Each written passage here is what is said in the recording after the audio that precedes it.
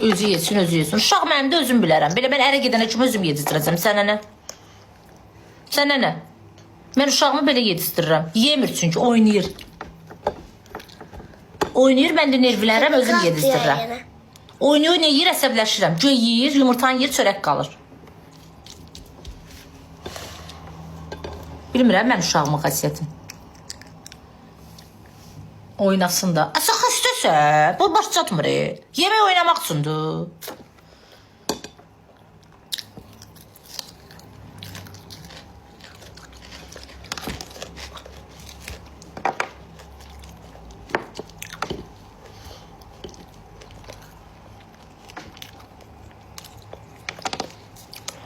Əsəb keçirirəm uşaq bax.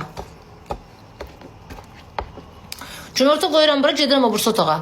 Görürəm muntika baxa-baxa gəlib görürəm ki, yalandan yiyib bax, qoyduğum çörək qalıb. Ya da aparıb gizlədədə çörək orada burada. Papa deyir, canım mənə. Göyə yedi.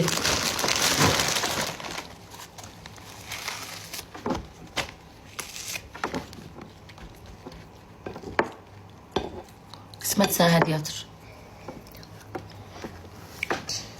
Bax, mən bu boyda çörək bu boyda qoyuram. Hop, getdi. Anan ölsün, ay Ramazan.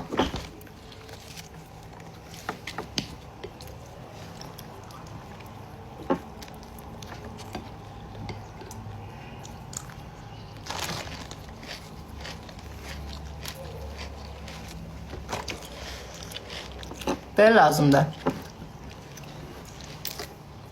Ağzığı biraz qabağa otur. Çörək yersin.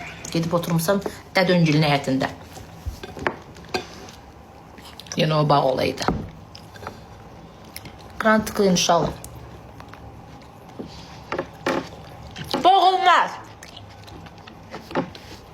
Yemekten hiç kez boğulmuş. Ve uttu gitti. Harcan boğuldu.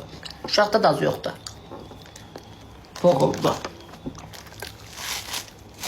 Şiri. Ben bilmirəm nə yedizdirəm uşağıma.